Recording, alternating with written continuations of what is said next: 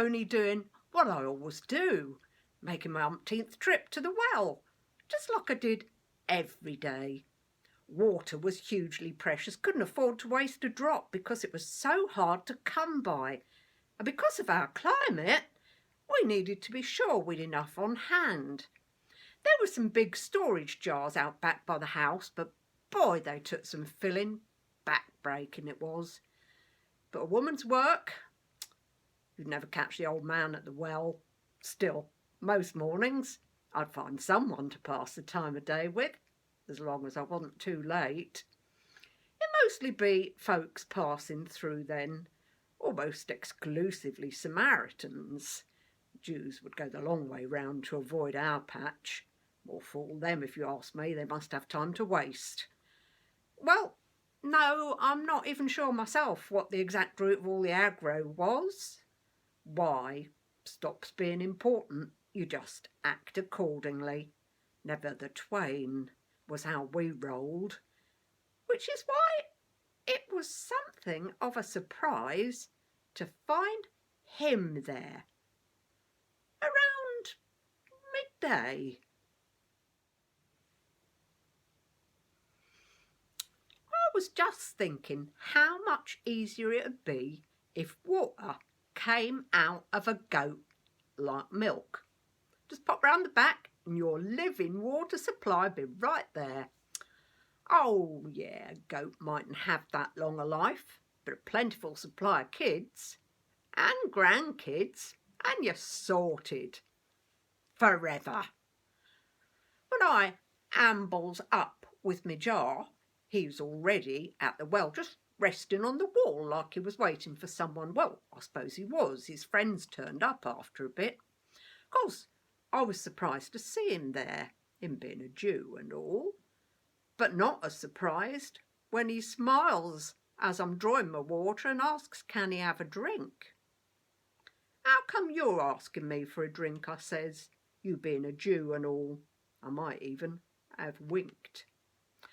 If you recognised God's gift, you'd probably be asking me for a drink, he says, grinning.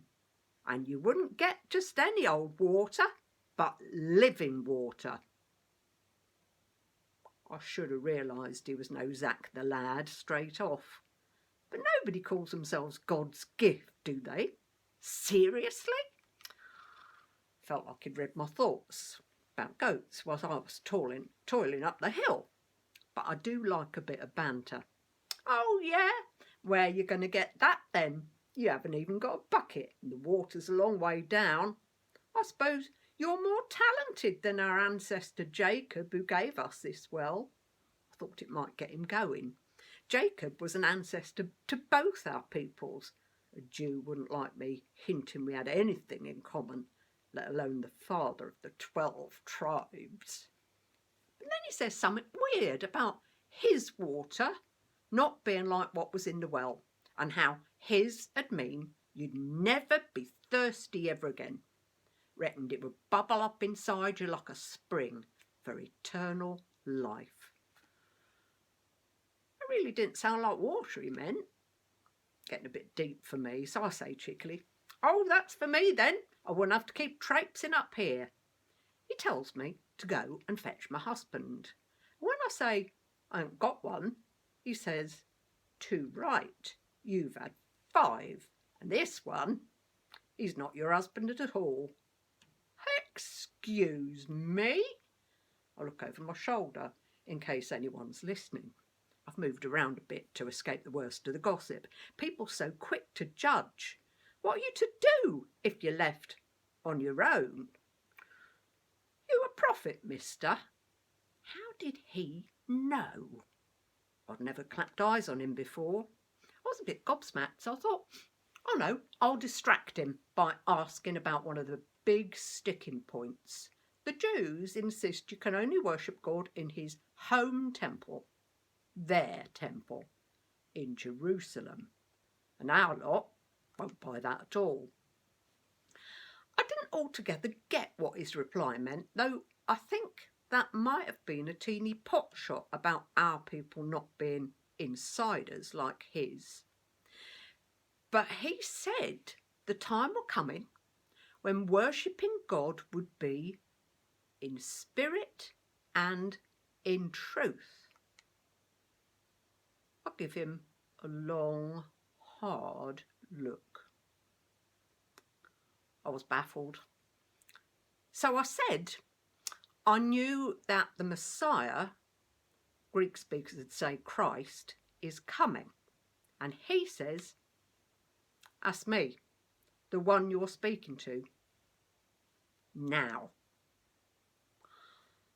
His posse turned up then, dozen of them, laden with food parcels. Been into Sycamore Market, I suppose. They looked a bit surprised. Why would their master talk to a woman, let alone a Samaritan? That'd be the moment when I just dropped my jar. It didn't break, but I left it lying there in the dust and ran. I've heard of water diviners, but this spring seeker might be diviner still. I was gabbling 20 to the dozen by the time I reached our street. I told the old man and I knocked for the neighbours, my friends. He couldn't be, could he? The one they've all been waiting for? The Jews? And I said how he knew my entire life history. They were intrigued all right. When we got back then, his mates were looking shifty.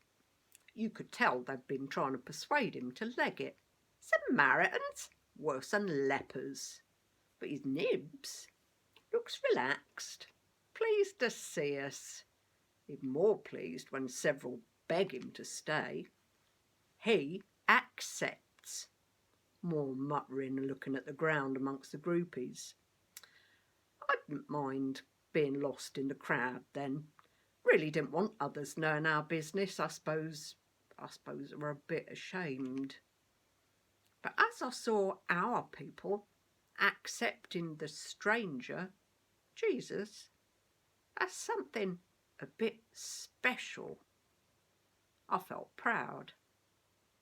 I felt proud too that it were me he'd told, and proud that they'd made up their own minds and genuinely welcomed him. It really was nonsense about us and them. His God was our God. Our people were his people too.